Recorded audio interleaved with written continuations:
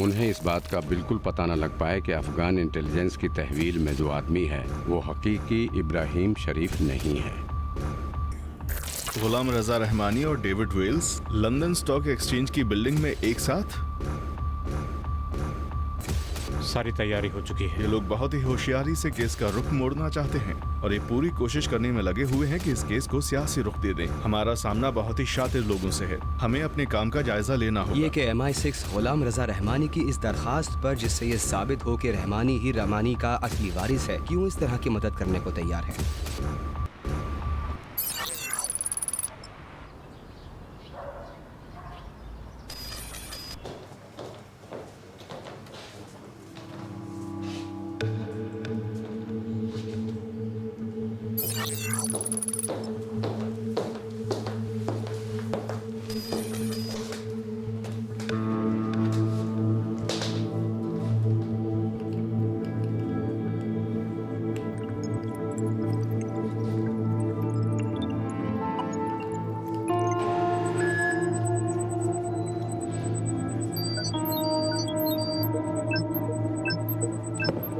अरे वाह!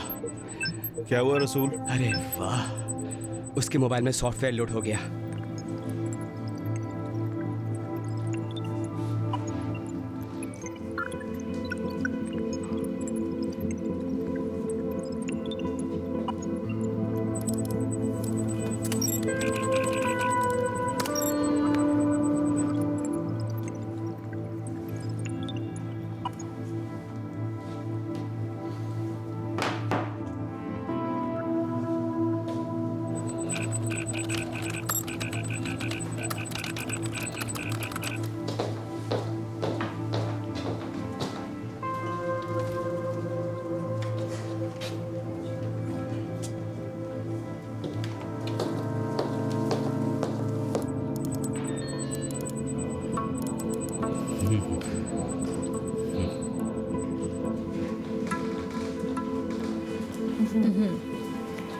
देखो, उसी तरह काम होगा जिस तरह मैंने तुम्हें बताया है। हाँ हाँ बिल्कुल, मुझे बिल्कुल कंप्लीट लिस्ट चाहिए तुमसे। हाँ बिल्कुल कंप्लीट लिस्ट मुझे भेजो। ठीक है, फिर मुझे बताना। हो गया, उसको कंट्रोल में ले लिया। दे ताली। बहुत खूब। तुम्हारा काम बहुत अच्छा। मुखलिस हूं जनाब। खुदा हाफिज।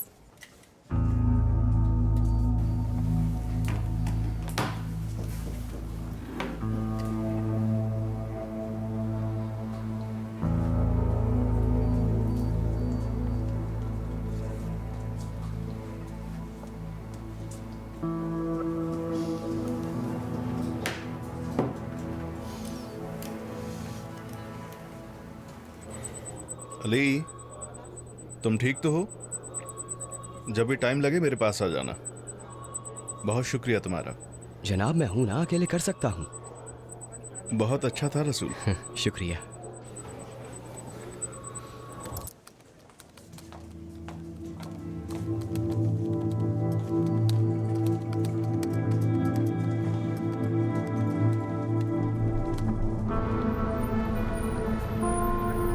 तो इस तरह तुमने जीन की गैंग को फिर से बहाल कर दिया है। उनमें से जो काम के थे उन्हीं को रखा है और कुछ नए एजेंट्स का भी इंतखाब किया है।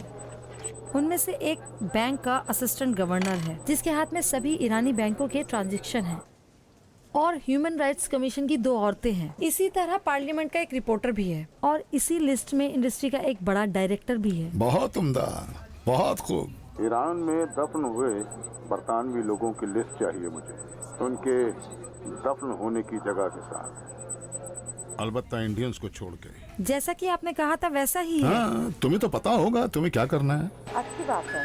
अब आप सुनिए, एक बहुत जरूरी बात है। हाँ मैं सुन रहा हूँ। कल रात मुझे एक हार्ड डिस्क मिली है जिसमें बहुत ही अहम मालूमात है। कैसी मालूमात? मुझे कुछ नहीं पता। तो फिर तुम्हें कैसे पता कि वो बहुत अहम है? क्योंकि ये हार्ड डिस्क एक ईरानी इंटेलिजेंस वाले की है। जिन मालूमात के बारे में तुम बोल रही हो, तुमने उनके बारे में पता क्यों नहीं किया?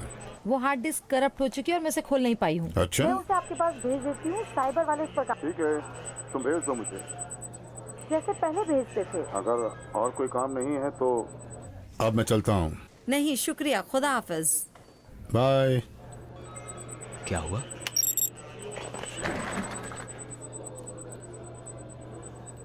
इसकी पूरी रिपोर्ट मुझे भेजो। अली, ठीक है। जी बहुत अच्छा था। शुक्रिया। और तुम्हारा काम भी। मुखलिस हूँ जनाब। मुझे पहले भी तुमसे काम नहीं था क्या? मैंने तुम्हें यहाँ बुलाया? अगर कोई और काम पड़े तो मुझे बुला लेना। मुझे कभी भी तुमसे काम नहीं था। जाओ अपना काम करो अली, दूसरों का वक्त बर्बाद मत करो। ये रही ताज़ा दम चाय मेरे प्यारे डैड के लिए। तुम्हारा बहुत शुक्रिया बेटी। नोशे जान करें डैड।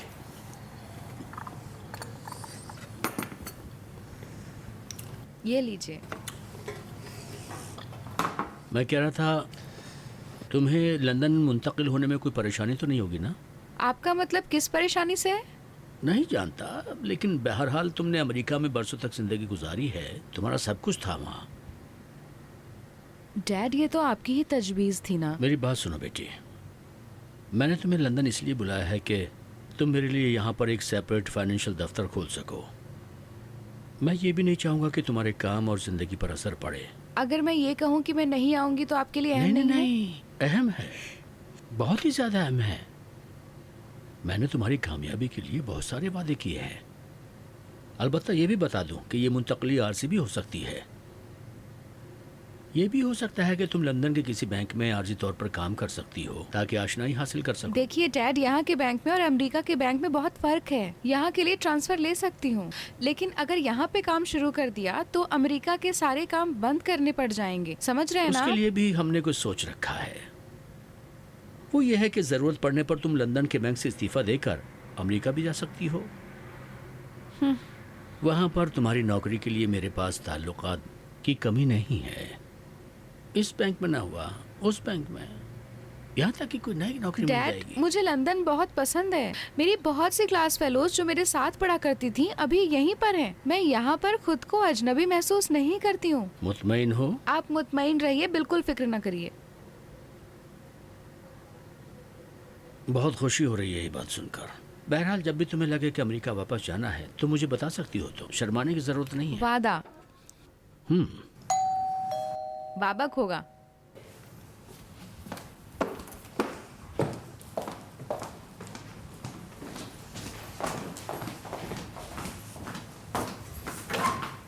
सलाम बाबक साहब। सलाम फरीबा कैसे हैं जान, आप? कैसी मैं हो? ठीक हूँ, आप कैसे सलाम हैं? जनाब। सलाम बेटे। तशरीफ लाइए जनाब। ज्यादा इंतजार तो नहीं करना पड़ा? नहीं ना। अच्छी बात है। आपने इन्वेस्टिगेशन की पिछली मीटिंग में हमारे पुख्ता सबूत दिए जाने के बावजूद आपने खुद पे लगाया गया इल्जाम कबूल नहीं किया। इसलिए मैं सोचता हूं कि एक बार फिर आप पर लगाए हुए इल्जाम को दोहराता चलूं।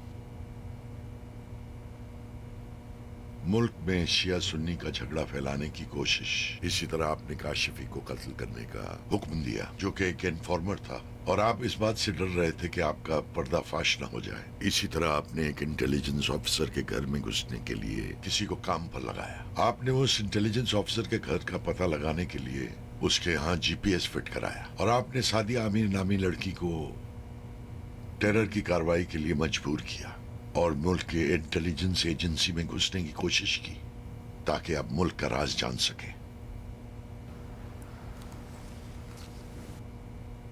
क्या आप इन इल्जामात को कबूल करते हैं? जी नहीं।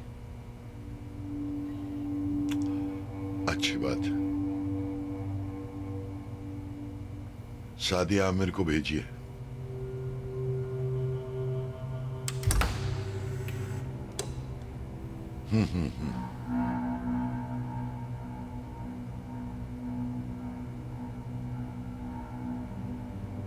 आगे आइए, आप जा सकते हैं। इन्हें पहचानते हैं?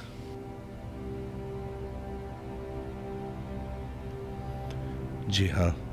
ठीक है, आगे बोलिए। सादिया मेरे एक दोस्त की बीवी है जिनका इंतकाल हो गया है। आपने इनकी बेटी को यरगमाल क्यों बनाया? यरगमाल? इन्होंने ऐसा कहा? जी हाँ। झूठ बोला है। ये तो इल्जाम को मुस्तरद कर रहा है। क्या आपने मुझसे झूठ बोला है? ये झूठ बोल रहा है। कई साल से मेरी बेटी को पकड़ कर रखा हुआ है ताकि जो चाहे मुझसे वो काम करवा सके।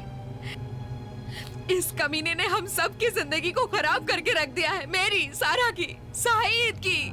जवाब दो, तुमने क्यों इनकी बच्ची को 3 साल से अपने पास रखा है? क्योंकि सारा मेरे पास अमानत थी।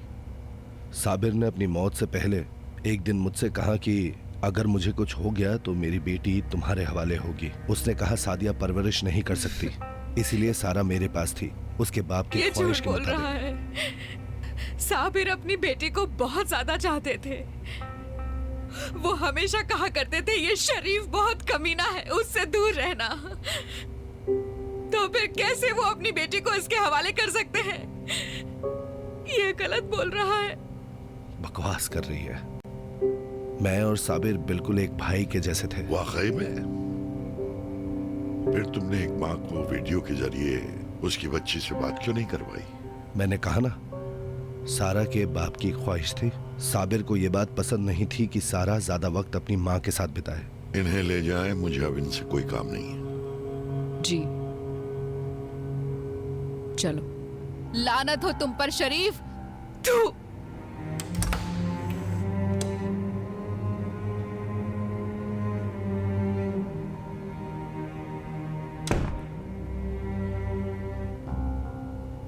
इस खातून ने हमें सब कुछ बता दिया है। इनकार करने की कोई गुंजाइश नहीं। मैंने भी सच ही बताया है। अब तो ये आप पर है कि आप ये माने या ना माने। और बहादुर करीमी? मैंने पहले भी बताया, मैं इस नाम के आदमी को नहीं जानता। इससे पहले कि वो इस दुनिया से चल बसे, उसने तुम्हें ईमेल भेजा था।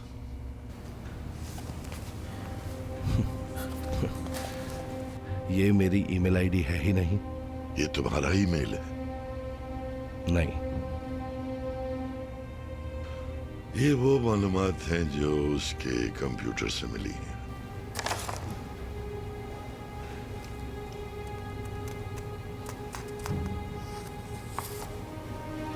इस खातून ने भी बहुत सी बातों की गवाही दी है, इसलिए जो भी मैं तुमसे पूछूं उसका सही सही जवाब देना, समझे?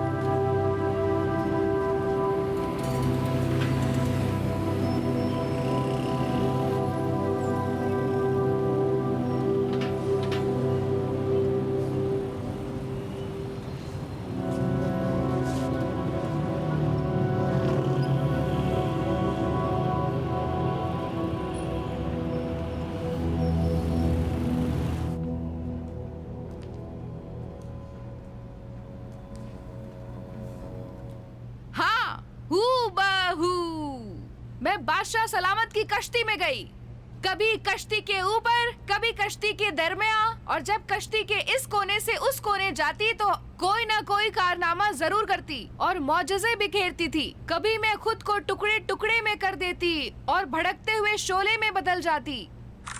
उसके बाद मेरे वो टुकड़े यकजा हो जाते और आपस में मिल जाते, यहाँ तक कि खौफ के देव जुपिटर में भी अचानक ऐसा करने की ताकत नहीं थी। बहुत शुक्रिया बच्चों, थोड़ा सा हम आराम करेंगे, उसके बाद फिर अपनी प्रैक्टिस जारी रखेंगे। शुक्रिया शुक्रिया, खुशी हुई।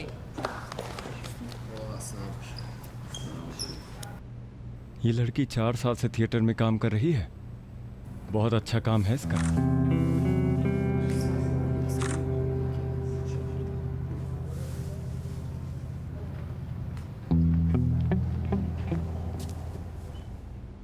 जनाब माफी चाहता हूँ, क्या आप इस गिरोह के आदमी हैं? मैं रिपोर्टर हूँ, खबरें और रिपोर्ट तैयार करने आया हूँ। लेकिन अभी इसको ब्रॉडकास्ट करने की इजाजत नहीं है। अच्छा ठीक है, और कुछ नहीं करूँगा, बस खबरें तैयार करूँगा। अगर हो सके तो आप थिएटर से बाहर चले जाएं।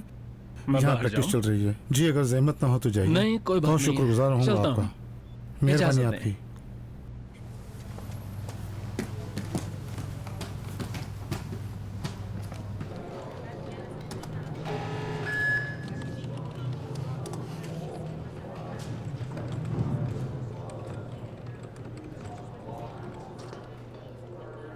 लो, ये रही उसकी डिटेल। शाबाश अली, शाबाश। मुखलिस हूँ। और कोई हुक्म? तुमको क्या कोई और काम नहीं है अली? वो कैसे? हमेशा मुझे डिस्टर्ब करते हो। क्या करूँ तुम्हारा? और कोई गुजारिश? मैं कभी भी किसी से गुजारिश नहीं करता, सबको हुक्म देता हूँ। हाँ, हाँ, तुम पूरी दुनिया का मेरा और शराफती साहब का वक्त बर्बाद कर रहे मेरे भाई, तुम्हें फिर काम पड़ेगा। हो। बहुत शुक्रिया। फरमाइए। शराफती साहब, आप जरा मुझे ये भेज देना। ठीक है। मोहम्मद साहब, चाय दूं आपको? नहीं, बहुत शुक्रिया। क्या हाल है? शुक्रिया।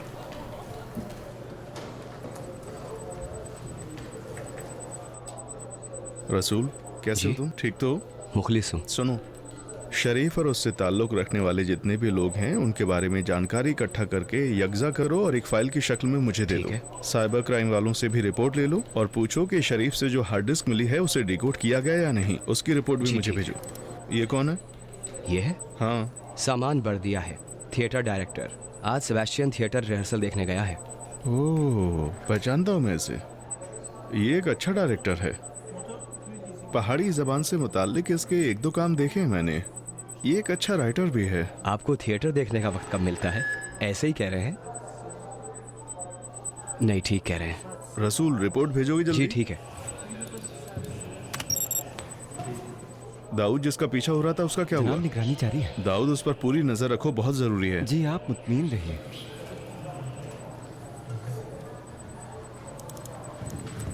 रसूल अभी खाली हो गया? बिजी हूँ, लेकिन बताओ क्या काम है? जरा देखो कि क्या तुम ये पता लगा सकते हो कि शार्लोट ने इटली एम्बेसी के किन मुलाजिमों से राबिता किया है? क्या ढूंढ सकते हो? किस तरह का राब्ता? सईद ने इसका पीछा किया था, वो इटली एम्बेसी में गई है। जरूर शार्लोट वहाँ वीजा के लिए तो नहीं गई होगी, जरूर किसी और काम से गई होगी। और कुछ? बस यही। बहुत शुक्रिया। मुखलिस।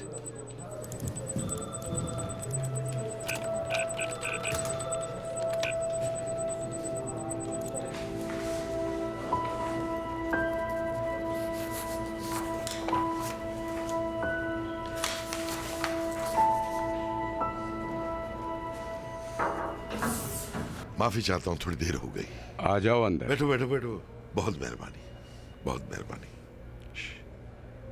हाँ तो मोहम्मद, हम तुम्हारी रिपोर्ट सुनने के मुंतजिर जी जनाब, मैंने शरीफ के केस का एक बार फिर से जायजा लिया है। मुझे लगता है कि शरीफ की गिरफ्तारी के कुछ नताज ऐसे बरामद होंगे जिनके बारे में हमें पहले से मालूम था। इसीलिए मद्दे मुकाबिल के रद्द अमल पर हमें बारीकी से नजर रखनी होगी। पहली बात तो ये कि शरीफ इस इलाके में MI6 का अहम मोहरा है और उसकी गिरफ्तारी ने यकीनी तौर पर MI6 में खतरे की घंटी तो बजा ही दी होगी। जरूर MI6 ने शरीफ की निगरानी कराई होगी ताकि उस पर नजर रखी जा सके। जी हाँ, मुझे लगता है अभी उन्हें उसकी गिरफ्तारी का इल्म हो चुका है। इसका मतलब ये हुआ अपने से राबिता रखने वालों को छुपा दे। लेकिन जनाब, हम ईरान में शरीफ के तकरीबन सभी राब्तों पर नजर रखे हुए हैं और जैसा कि करीमी और काशिफी के साथ हुआ, दूसरों के साथ ऐसा बिल्कुल नहीं होने देंगे। इसलिए हमने उसके तमाम राबतों पर नजर रखी हुई है। शार्लेट है, बेहतर होगा कि अब से उसके ऑफिशियल नाम से ही याद किया जाए, लोटी।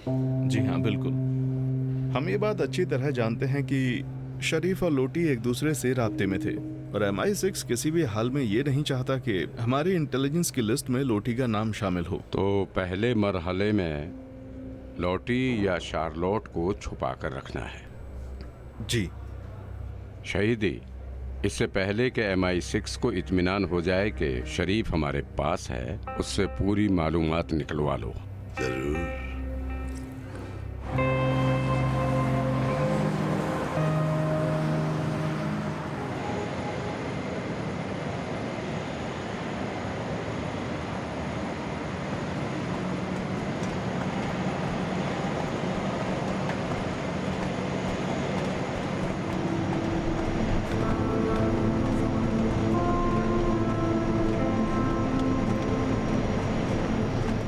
तो रहमानी साहब भी ईरान लौट आए? जी हाँ। एयरपोर्ट पर कौन नजर रख रहा है? सईद और उसकी टीम जनाब। उसके एयरपोर्ट से बाहर निकलने से उसके मंजिल तक पहुंचने तक नजर रखो। ठीक है जी, ठीक है। कैसे हो तुम? मुफलिस हूँ। कुछ क्या नहीं खबर है, जनाब। खुर्शीद? सुबह से मैं सेबास्टियन का पीछा कर रहा हूँ। मेरे ख्याल में इसका पीछा करने की जरूरत नहीं है। इसे कभी भी ढूंढना हो तो इसे किसी आर्ट गैलरी या कल्चरल जगह पे ढूंढ सकते हैं। ये जब सुबह सुबह उठता है तो या तो किसी आर्ट गैलरी में जाता है या सिनेमा या थिएटर में। लगता है फ्रांस का कल्चरल मिनिस्टर फितरी सी बात है, फ्रांसीसी लोगों की तवज्जो हमेशा आर्ट और कल्चर पर रही है। आपका मतलब है हमारे आर्टिस्टों को रिझाना चाहते हैं? मुझे नहीं लगता हमारे आर्टिस्ट फंसेंगे। नहीं, देखो, गैर मुल्की एजेंसीज का हमेशा ये मकसद नहीं रहता कि जासूस की वो परवरिश करें और अपनी तरफ खींचे। बाज मौकों पर किसी मुल्क के मशहूर और हरदिल अजीज चेहरों या सेलिब्रिटी को अपनी तरफ करके या उनकी तरफदारी हासिल करके अपने लिए बहुत बड़े समाजी फायदे हासिल कर लिए समाजी भरोसा बनाना। बिल्कुल, ये लोग बड़े मुनज़्ज़म तरीके से किसी मुल्क के आर्टिस्ट को अब फर्क नहीं पड़ता कि ईरान हो या दुनिया का कोई भी मुल्क इनाम एजाज वगैरह से नवाजते हैं और कॉन्फ्रेंस या इनाम एजाज की तकारीब से मुताल्लिक खबरों को अपनी नशरियात में सरे फहरिस्त करार देते हैं और उसको अछाला करते हैं। इस तरह दुनिया के लोग फ्रांस को एक मेहरबान और आर्ट का दिलदादा मुल्क समझेंगे। बिल्कुल। कितना गिरा कदर भरोसा है। अगर ऐसा है तो हमारे आर्टिस्टों को उनसे इनाम लेने से बचना चाहिए। नहीं, उस आर्टिस्ट की उसके आर्ट और हुनर और कोशिशों की सिताइश की जानी चाहिए जो कि की जाती है, और ये सिताइश और इनाम जितना बड़ा होता है आलमी पैमाने पर एजाज़ो इफ्तिखार भी बड़ा वो होता है। कैसे जान सकता है कि इस इनाम के पीछे मकसद कुछ और है? वो आर्टिस्ट भी खास्ता या नाखास्ता तौर पर उस मुल्क के ज़ेरे असर करार पाता है जिसने इस तरह की हिमायत की होती है। फिर यहाँ से गैर मुल्की जासूसी टोला अपना काम शुरू करता है और जाहिरी तौर पर आर्ट और कल्चर के ज़ेरे साया किसी सियासी फर्द या गुरोह पर अपने नजरियात को मुसल्लत करने की कोशिश करता है, जो कि उसकी पॉलिसी का हिस्सा है। दिलचस्प है, लेकिन कैसे? वो किसी भी मुल्क के हुनरमंदों की सियासत से अदम शिनाख्त को मद्देनजर रखते हैं। इसकी मिसाल इलेक्शन के मौके पर देखने को मिलती है। तुम देखोगे कि इलेक्शन के मौके पर कोई हुनरमंद या सेलिब्रिटी मैदान में आकर किसी खास मंदूब की हिमायत कर बैठता है, जबकि वो उसे जानता तक नहीं। और चूंकि लोग उस सेलिब्रिटी या हीरो को पसंद करते हैं, इसलिए मुतासिर होकर उसके मंदूब को वोट दे देते हैं। उसके बाद तुम देखोगे कि कोई गैर मुल्की एजेंसी बड़े आराम और सुकून के साथ दूसरे मुल्क के इलेक्शन पर असर डाल देती है। ये तो मुश्किल हो गया जनाब। क्या बेहतर नहीं होगा कि इस तरह की मसाइल आर्टिस्टों के सामने खुद पेश की जाएं? क्योंकि मुझे नहीं लगता कि यहाँ के लोगों को आर्ट और कल्चर से कोई परेशानी होगी। मुझे लगता है कि आर्टिस्टों की मालूमात और बसीरत में इजाफा करके हम ऐसा कुछ कर सकते हैं कि वो गैर मुल्कियों के जाल में ना फंसें, और इस तरह हम लोगों पे भी असर डाल सकते हैं। इस तरह लोगों की आगाही में इजाफा होगा और वो अपनी तकदीर के मालिक होंगे। तुम सही कह रहे हो, वाकई में हुनरमंदों की हैसियत व वकार इससे कहीं ज्यादा अहमियत रखती है। लेकिन अफसोस की बाज मौकों पर कुछ हुनरमंद लोग इन सियासत बाजियों की भेंट चढ़ जाया करते हैं। यानी कोई हुनरमंद या सेलिब्रिटी अपनी एक हिमायत या उनके मंदूब के साथ फोटो खिंचवा कर अपनी जिंदगी का रास्ता हमेशा के लिए खराब कर सकता है। लेकिन शुक्र है कि हमारे यहाँ के ज्यादातर हुनरमंदों को इसका ख्याल है। वो होशियार और चौकन्ना रहते हैं। तुम भी चौकन्ने रहो सेबेस्टियन। चौकन्ना हूँ जनाब, मुखलिस हूँ।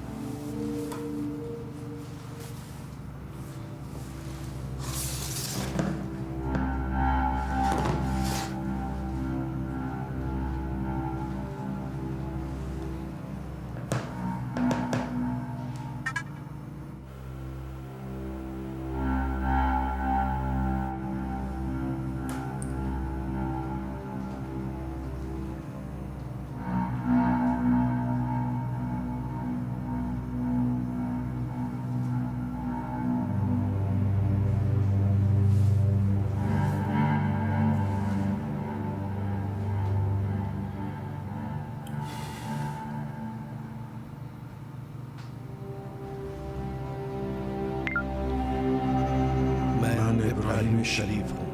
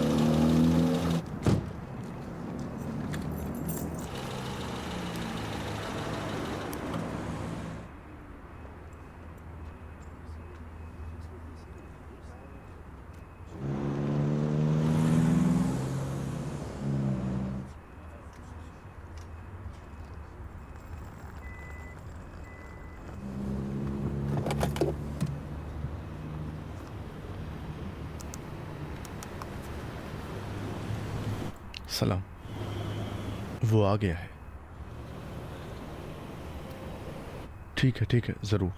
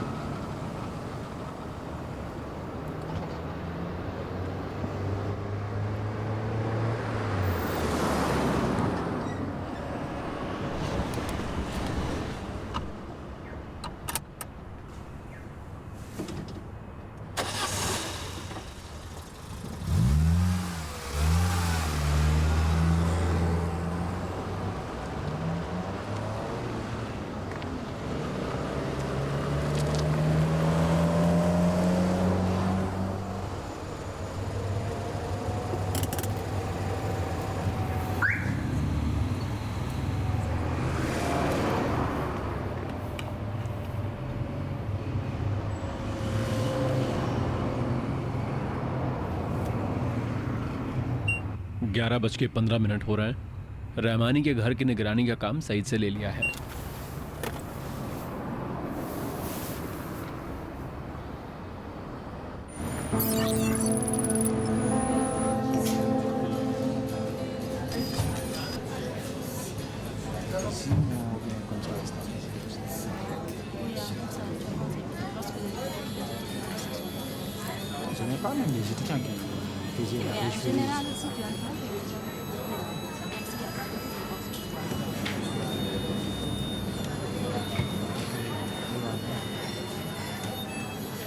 जनाब,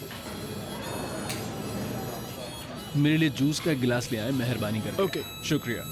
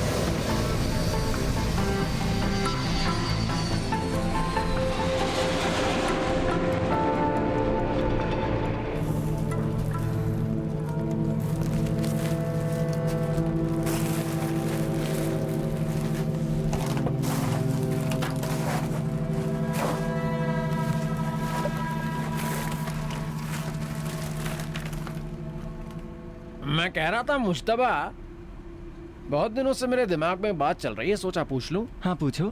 ऐसा कैसे है कि महीने 2 महीने में एक मर्तबा आते हो, अपना चेहरा दिखाते हो और चले जाते हो? कोई खास बात नहीं है, बस थोड़ा मसरूफ हूँ। मसरूफ हो? अगर ऐसा कोई रास्ता है तो हमें भी बता दो। रास्ते की क्या बात है, बस थोड़ा मसरूफ हूँ, वरना हमेशा आया करता। अच्छा, तुमने कह दिया और मैं भी मान लूं तुम्हारी बात? हाँ? इसमें ऐसी कौन सी बात है भाई? मैं एक दिन काम पे नहीं आया, 3 महीने तक जवाब देता रहा। तुम्हारा ऐसा कैसे है कि तुम आते भी नहीं हो और कोई तुमसे कुछ पूछता भी नहीं? भाई इतना मत चिल्लाओ कि कोई सुन ले और मेरी चुगली करते जाके। कैसी बात कर रहे हो तुम? अरे लड़कों, ये सब क्या कर रहे हो तुम? जल्दी करो, इसे भी जहाज पता को चल तैयार करके भेजना है। ठीक है ठीक है, अब चुप करते रहो। हैं। हाँ ठीक है ठीक है।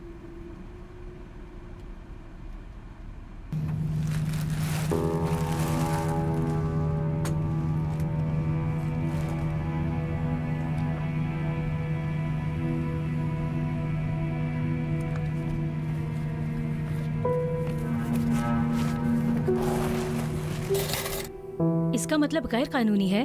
बिल्कुल नहीं। तो फिर परेशानी क्या है? असल बात यही है, कानूनी तौर से मालूमात फराहम करने का बेहतरीन रास्ता यही है। तुम तो खुद ही फॉरेन मिनिस्ट्री में हो, देखती ही होगी कि वो सभी ममालिक जो ईरान में सरमाया लगाने का दावा करते हैं, वो बैनुल अक़वामी माली एहतिसाबी कंपनियों और इदारों के जरिए यहाँ आते हैं और मुकम्मल तौर पर कानूनी होने का दावा करते हैं। हाँ, ये तो तुमने बताया। इन सभी कंपनियों के ज्यादातर मुहासबाती अफराद सीक्रेट एजेंसीज के आला ओहदेदार होते हैं। अलबत्ता ये लोग बगैर मालूमात और जानकारी के हमारे मुल्क में आकर सरमाएकारी नहीं कर सकते। ये तुम लोगों की जिम्मेदारी है कि ओहदेदारों को बताओ कि इस तरह की मालूमात उनको ना दें। क्या लगता है हमने नहीं कहा होगा? तो फिर उन्हें पता क्यों नहीं है? जो ओहदेदार अपने घर के अफराद की हमराह डबल नेशनैलिटी रखता हो, उससे क्या उम्मीद की जा सकती है? ये तो बताओ मोहम्मद, दोहरी नेशनैलिटी वालों की परेशानी क्या है? बहुत सी औरतें मुझसे इसके बारे में पूछती हैं।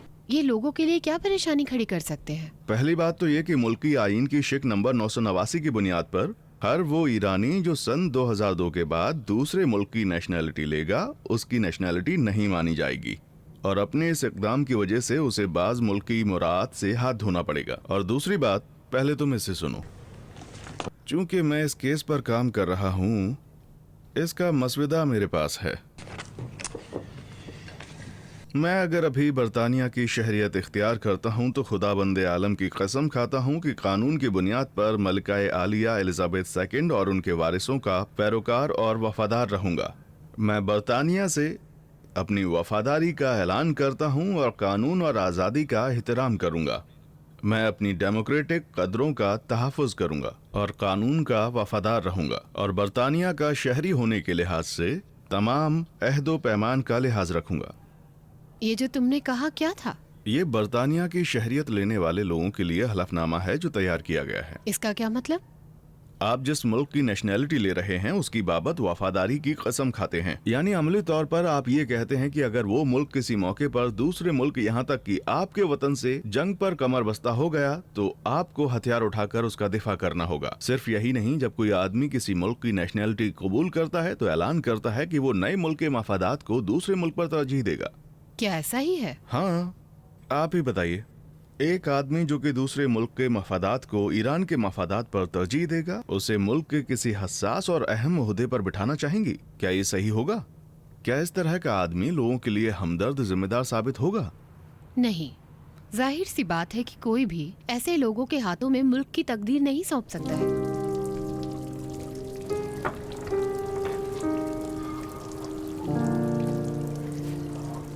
अम्मी ने सोचा कि तुम जाके सो चुके हो, ठंड ना लग जाए तुम्हें यहाँ। नहीं, हवा अच्छी है।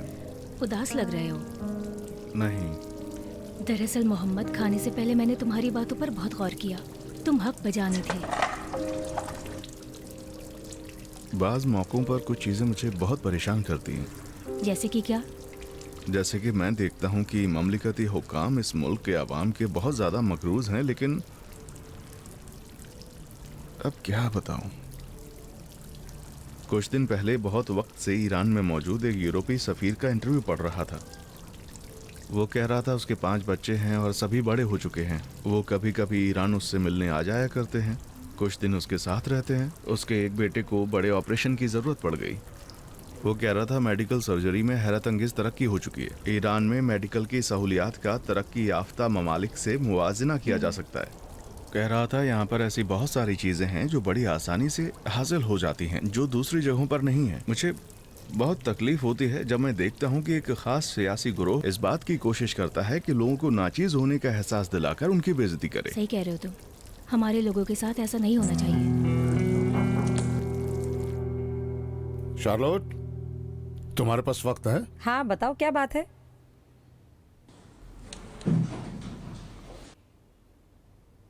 क्या हुआ कि अब तक जाग रहे हो? हाँ, मेरे जहन में एक बात चल रही है, तुमसे बात करना बहुत जरूरी है। किस बारे में? अमेरिकी इलेक्शन के बारे में। तो फिर? मैं ईरान में पिछले सदारती इलेक्शन के वक्त यही था। दिलचस्प बात यह है कि यहाँ के लोग अपने इलेक्शन के बारे में ज्यादा फिक्रमंद नहीं थे, लेकिन अमेरिका में होने वाले इलेक्शन की ज्यादा फिक्र थी उन्हें। ये तो बहुत अच्छी बात है। क्या मतलब? क्या कहना चाहती हो? ईरान के लोग जो कुछ सोचना चाहते हैं सोचने दो। सबसे जरूरी बात यह है कि वो अमेरिका में उलझे हुए हैं और हमारी तरफ उनका ध्यान ही नहीं है। मैं अब तक ये सोचता था कि इतने बरसों से मिडिल ईस्ट और ईरान में हमारी मौजूदगी का असर अमेरिकियों से ज्यादा नहीं है। इसके बिल्कुल उलट है। तुम जरा तारीख को देखो। हो सकता है किसी मौके पर इलाके में अमेरिका ताकतवर रहा हो, लेकिन मिडिल ईस्ट में हमारे सोर्सेज का जाल इससे कहीं ज्यादा ताकतवर है और फैला हुआ है। और इसी अमेरिका की मिसाल ले लो। असली फैसला करने वाला कौन है? सहयूनी लॉबी है। अब तुम ये बताओ मुझे, सहयूनी लॉबी को कौन वजूद में लाया है? बरतानिया। तो फिर नतीजा ये हुआ कि अमेरिका के इलेक्शन में हमारा असर तसव्वुर से कहीं बढ़कर है। बाज मौकों पर मैं ये सोचता हूँ कि हमारा घमंड ही हमारा दुश्मन है। तुम्हारा मतलब क्या है? तुम ये ख्याल ना करो कि दुनिया के बहुत से सियासतदान ये जाने बगैर कि वो हमारे पॉलिसी पर चल रहे हैं, खासकर वो लोग जिन्होंने इंग्लैंड में तालीम पाई है। लेकिन शार्लोट, ये मत भूलो कि बहुत सी कौमों के दिलों में हमारे लिए नफरत पाई जाती है कि जिसे कभी भी हवा नहीं देनी चाहिए, कभी भी भड़काना नहीं चाहिए उसे। लंदन से मुझे फोन आया और ये कहा गया है कि अमेरिकी इलेक्शन के सिलसिले में ईरानी सियासतदानों का नजरिया बयान करूं। ये तफसीली रिपोर्ट मैंने लिखी है, इसे पढ़ो। अगर तुम्हारी कोई राय हो तो बता देना मुझे। शब खैर।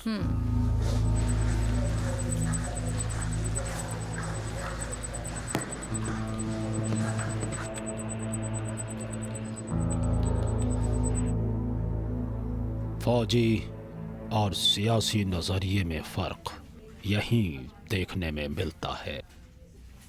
समझ में आया मैं क्या कह रहा हूं? तुम कहना क्या चाहते हो? सियासी लिहाज से किसी चीज़ का जवाब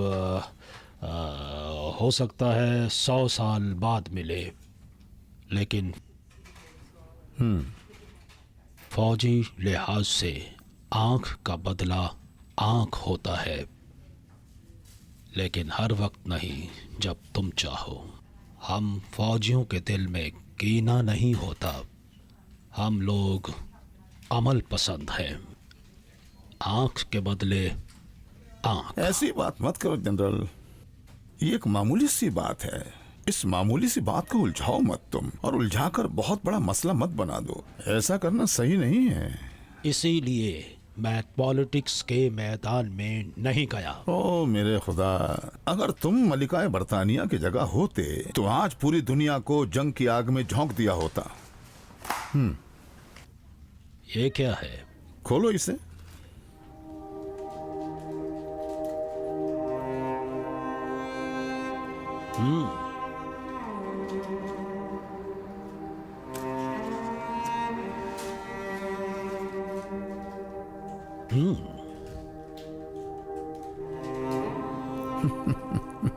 ये कहाँ की डिटेल है? ईरानी बहुत जल्द स्टीनो इम्प्रूव बहरी जहाज के जब्त किए जाने का जवाब देंगे, बहुत जल्द।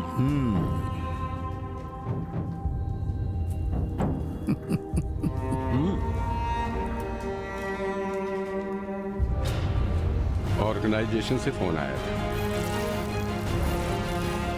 आपके ख्याल में आप इंटरनेशनल पैमाने पर ईरान के खुफिया माली ताल्लुकात के बारे में कितनी मालूमात दे सकते हैं? मिटा दो उसे। अच्छी बात है। क्या हुआ? हमें मिलके बात करनी होगी। मेरी निगरानी हो रही है, आप मेरी किस तरह से मदद करेंगे? तुमने भी अपना बड़ा हिस्सा लिया है। इब्राहिम शरीफ, जेल में एक मखसूस कैदी है जिसे ढूंढ रहे हैं। जरूर उसको हटाने की कोशिश में है।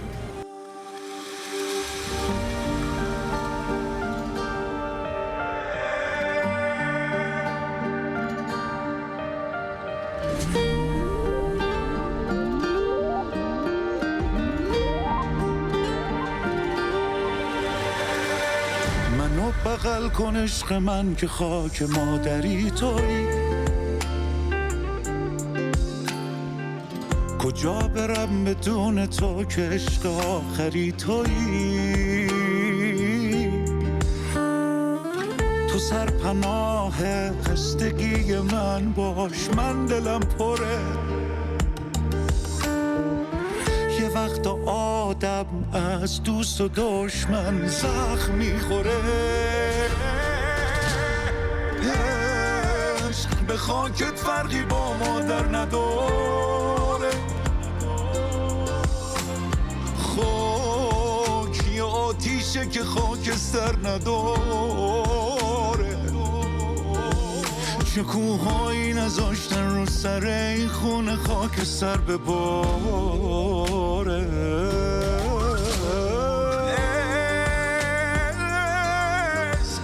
یعنی پروانه و آتیش و بارون. عشق یعنی قواسی تو خاک بیابون، مثل دلگرمی دادن به رفیق توی سرمایه زمستون.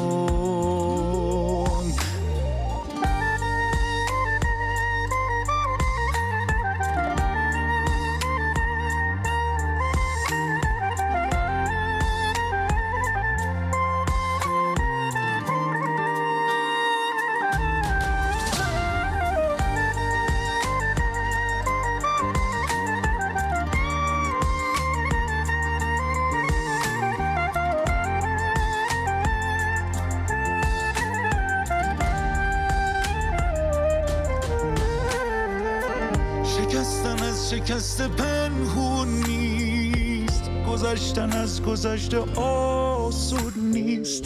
جواب تشنگی که بارون نیست. عشق به خاکت فرقی با مادر نداره. خاک یه آتیشه که خاکستر نداره.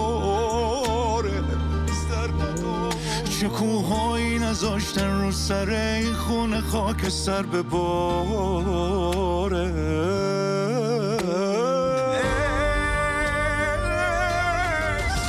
یعنی پروانه و آتیش و بارون. عشق یعنی قواسی تو خاک بیابون، مثل دلگرمی دادن به رفیق توی سرمایه زمستون.